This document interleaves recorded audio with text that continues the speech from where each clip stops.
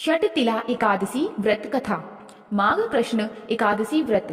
एक समय दालभय ऋषि ने पुलस्त्य ऋषि से पूछा कि हे महाराज, पृथ्वी लोक में मनुष्य ब्रह्म हत्या आदि महान पाप करते हैं, पराये धन की चोरी तथा दूसरे की उन्नति देखकर ईर्ष्या करते हैं, साथ ही अनेक प्रकार के व्यसनों में फंसे रहते हैं, फिर भी उनको नर्क प्राप्त नहीं होता। इसका क्या कारण है? वे न जाने कौन सा दान पुण्य करते हैं जिससे उनके पाप नष्ट हो जाते हैं। यह सब कृपा पूर्वक आप कहिए। पुलस्त्य मुनि कहने लगे कि हे महाभाग, आपने मुझसे अत्यंत गंभीर प्रश्न पूछा है। इससे संसार के जीवों का अत्यंत भला होगा। इस भेद को ब्रह्मा, विष्णु, रुद्र तथा इंद्र आदि भी नहीं जानते, परंतु मैं आपको यह गुप्त तत्व अवश्य बताऊंगा।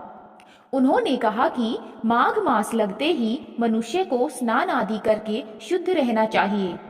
इंद्रियों को वश में कर काम, क्रोध, लोभ, मोह, अहंकार, ईर्ष्या तथा द्वेष आदि का त्याग कर भगवान का स्मरण करना चाहिए।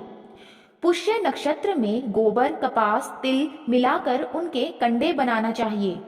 उन कंडों से 108 बार हवन करना चाहिए। उस दिन मूल नक्षत्र हो और एकादशी तिथि हो तो अच्छे पुण्य देने वाले नियमों को ग्रहण करें। स्नान आदि नित्य क्रिया से निवृत्त होकर सब देवताओं के देव ऋषि भगवान का पूजन करें और एकादशी व्रत धारण करें। रात्रि को जागरण करना चाहिए। उसके दूसरे दिन धूप, दीप, नैवेद्य आदि से भगवान का पूजन करें। खिचड़ी का भोग लगाएं। तत्पश्चात पेठा, नारियल, सीताफल या सुपारी का अर्घ्य देकर स्तुति करनी चाहिए। हे भगवान, आप दीनों के शरण देने वाले हैं, इस संसार सागर में फंसे हुओं का उद्धार करने वाले हैं। हे पुंडरीकाक्ष, हे विश्वभावन, हे सुब्रह्मण्य, हे पूज्य, हे जगतपते, आप लक्ष्मी जी सहित इस तुच्छ अर्घ्य को ग्रहण करें। इसके पश्चात जल से भरा कुंभ यानी घड़ा ब्राह्मण को दान करें तथा ब्राह्मण को श्यामा गो और तिल पात्र देना भी उत्तम है। तिल, स्नान और भोजन दोनों ही श्रेष्ठ हैं। इस प्रकार जो मनुष्य जितने तिलों का दान करता है उतने ही 1000 वर्ष स्वर्ग में वास करता है। तिल स्नान, तिल का उपटन, तिल का हवन, तिल का तर्पण, तिल का भोजन और तिलों का दान, ये तिल के 6 प्रकार हैं। इनके प्रयोग के कारण यह षटतिला एकादशी कहलाती है। इस व्रत के करने से अनेक प्रकार के पाप नष्ट हो जाते हैं। इतना कहकर पुलस्त्य ऋषि कहने लगे कि अब मैं तुमसे इस एकादशी की कथा कहता हूँ।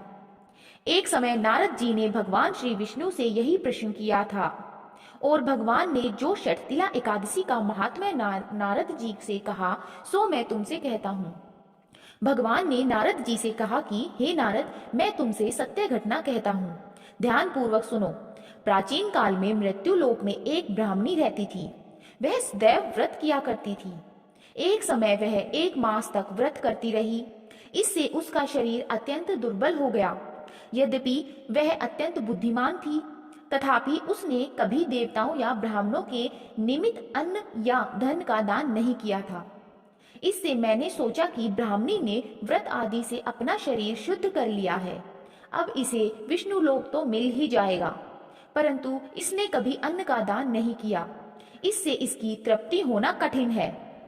भगवान ने आगे कहा, ऐसा सोचकर मैं भिखारी के वेश में मृत्यु लोक में उस ब्राह्मणी के पास गया और उससे भिक्षा मांगी। वह ब्राह्मणी बोली, महाराज, किस लिए आए हो? मैंने कहा, मुझे भिक्षा चाहिए। इस पर उसने एक मिट्टी का ठेला मेरे भिक्षा पात्र में डाल दिया। मैं उसे लेकर स्वर्ग में लौट आया। कुछ समय बाद ब्राह्मणी भी शरीर त्याग कर स्वर्ग में आ गई। उस ब्राह्मणी को मिट्टी का दान करने से स्वर्ग में सुंदर महल मिला, परंतु उसने अपने घर को अन्न आदि सब सामग्रियों से शून्य पाया।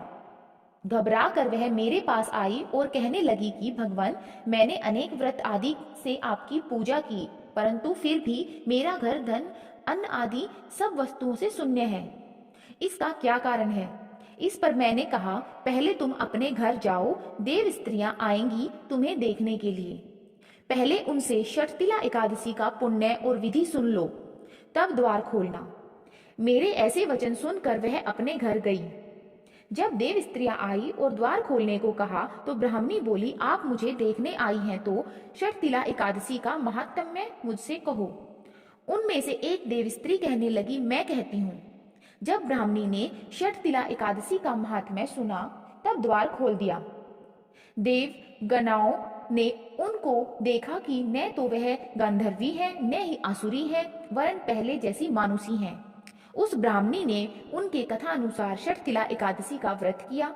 इसके प्रभाव से वह सुंदर और रूपवती हो गई तथा उसका घर अनादि समस्त सामग्रियों से युक्त हो गया। अतः मनुष्यों को मूर्खता त्याग कर षटतिला एकादशी का व्रत और लोभ न करके तिल आदि दान करना चाहिए। इससे दुर्भाग्य, दरिद्रता तथा अनेक प्रकार के कष्ट दूर होकर मोक्ष की प्राप्ति होती है। कथा अच्छी लगी तो प्लीज प्लीज प्लीज मेरे चैनल को सब्सक्राइब कर दो और वीडियो को लाइक कर दो। धन्यवाद।